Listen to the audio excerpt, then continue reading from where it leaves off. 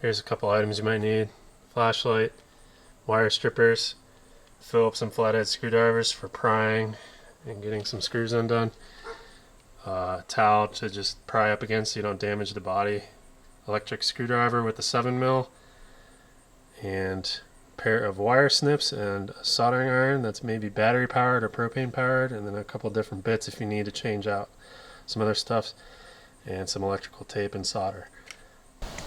For this install, you're going to need a basic wiring kit for a subwoofer, the subwoofer itself.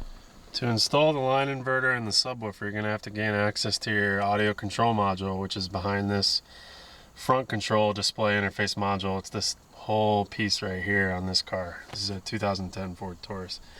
So to start that, you have to remove this piece, this trim piece, and these trim pieces around the instrumentation here, to gain access to a whole bunch of screws to pull this off.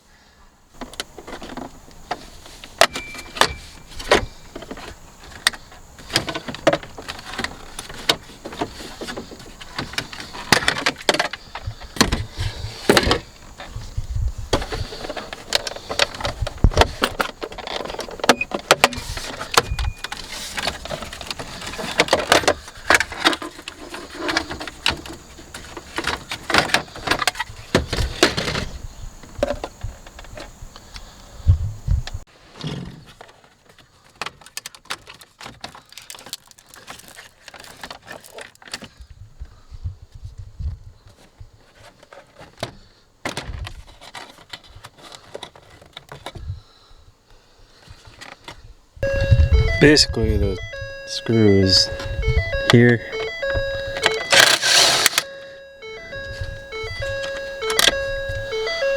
You can pull this piece off.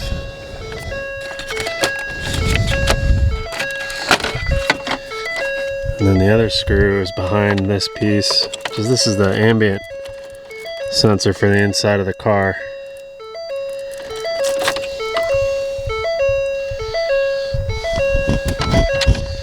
You can put a universal on your setup here.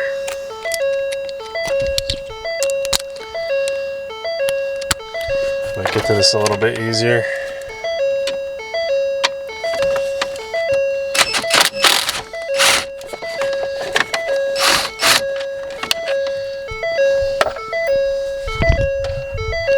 You can pull this off. You can take this piece out, adjust your steering wheel down, and this piece comes out like this. Yeah, take these connectors off, your ambient air tip sensor right here.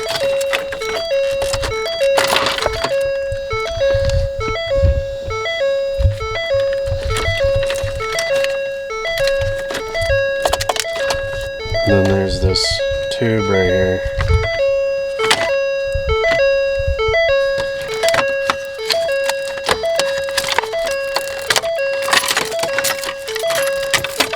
Take that off. And then this piece, get the steering wheel back straight. You pull it up and over.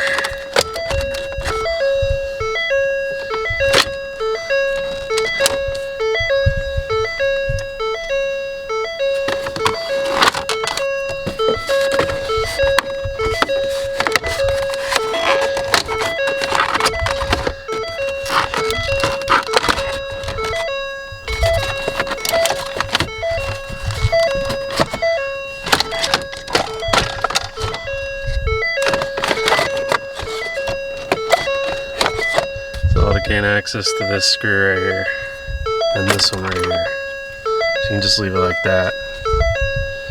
Now we're going to pull this thing off.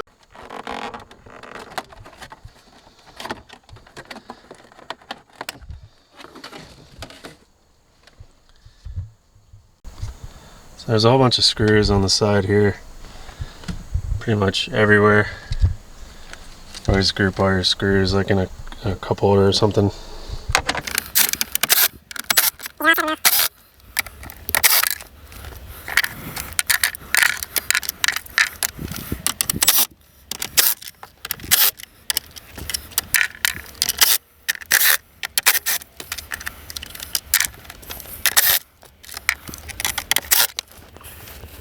You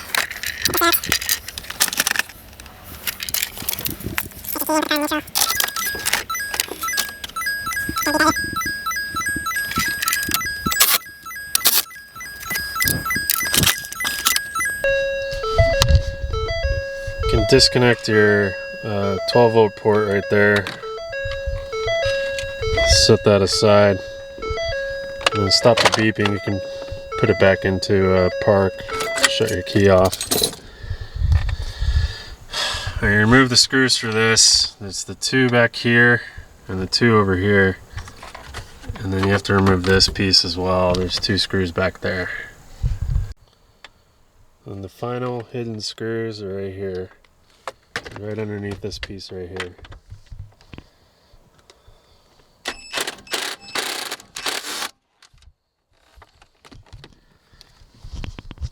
Same thing on the other side.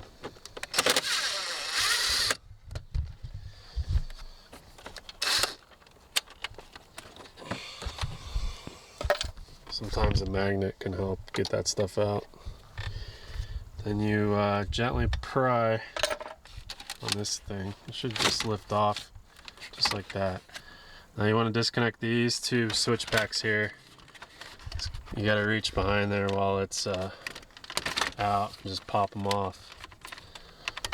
The one on the left, the tab is on the bottom. The one on the right, the tab is on the top. Then you can kind of just lift this up and move it out of the way.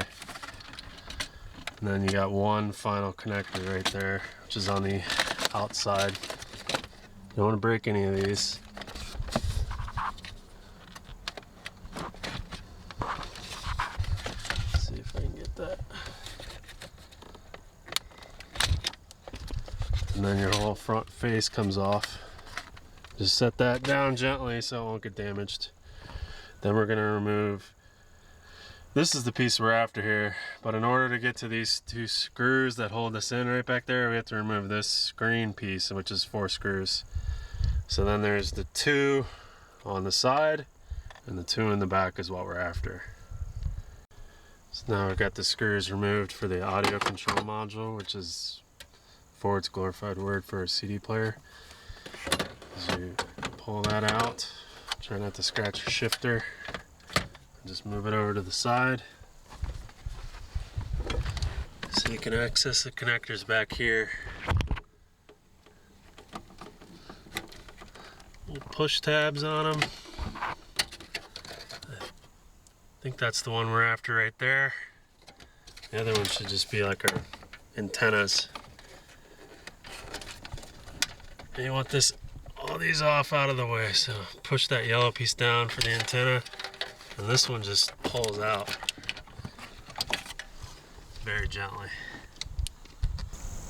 So after removing the audio control module, you want to access this connector right here. So our left and rear channels are pin 9 and 10 and 22 and 23. So I don't know if you can see that, but the pins actually have numbers on them. You can see a 20 and a 21 right there, and this is pin 8. So 9, 10, and 22 and 23. The sets are twisted. So you have white with green and brown with gold. And then this one you have brown and white and brown and blue stripe. So for this application here, the paper says that the gray wire is for positive on the right side and gray with black is negative. So the right side is brown and yellow, brown and white, which is positive, and then brown and blue is negative.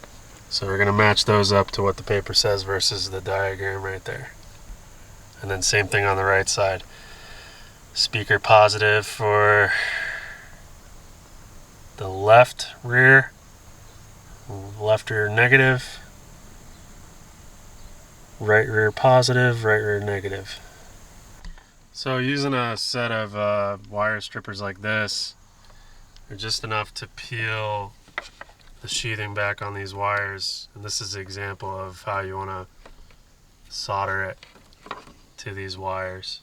So you're not actually breaking the wire, you just slide the wiring back to expose the copper, so you can just get a little dab of solder on there to hold everything together.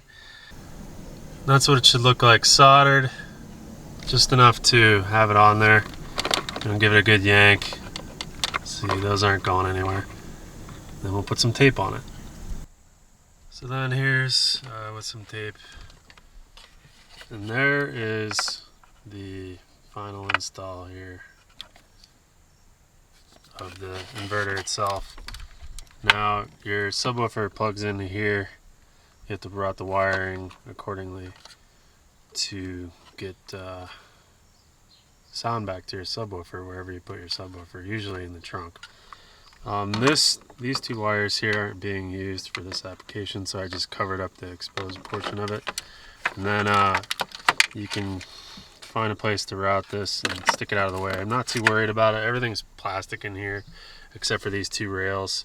So there's a little spot behind this cubby which is just like some type of module. I forget what's in there.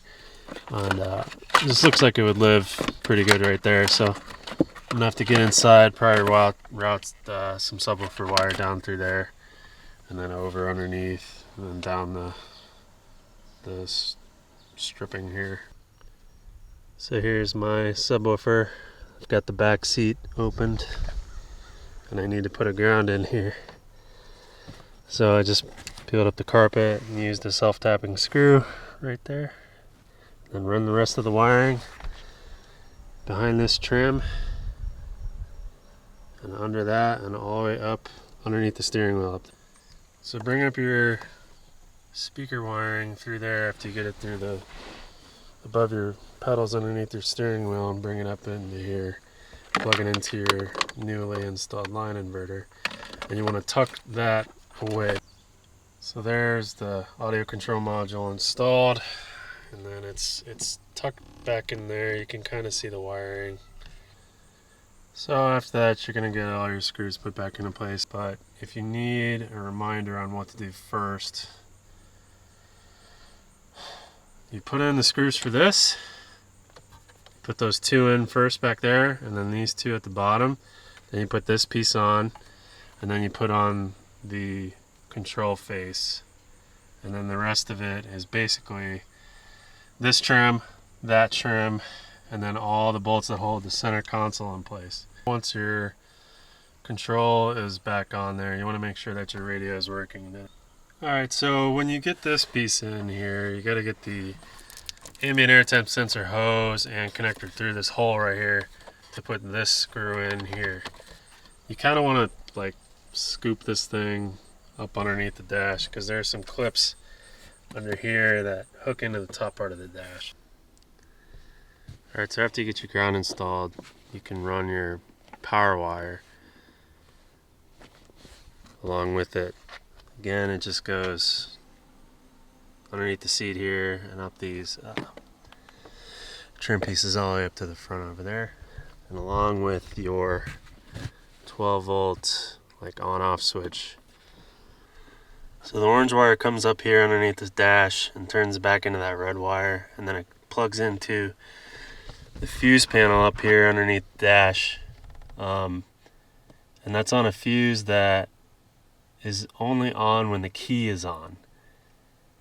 So if the key is off, if the key is on and the engine isn't running, then the subwoofer doesn't work.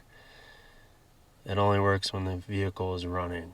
And that's just like a personal choice. You could turn it to something that's on all the time, and that would keep your subwoofer on all the time. But if I sit here with the key off, I don't want the battery to die. So then along with that, this bigger red wire at the bottom, that's the power feed from the battery that goes all the way to the subwoofer. And for me, I put it through the seal of the steering shaft here, which, you know, might not work for some of you, but it worked for me. And then I got underneath the vehicle and secured that out of the way of the steering, and then that's fused up at the battery, which I'll show you here in a second. So kind of hard to see, but the power wire comes up right there, and then is fused right there, and then comes up to the battery, and it doesn't even look like it's there, which is what I wanted.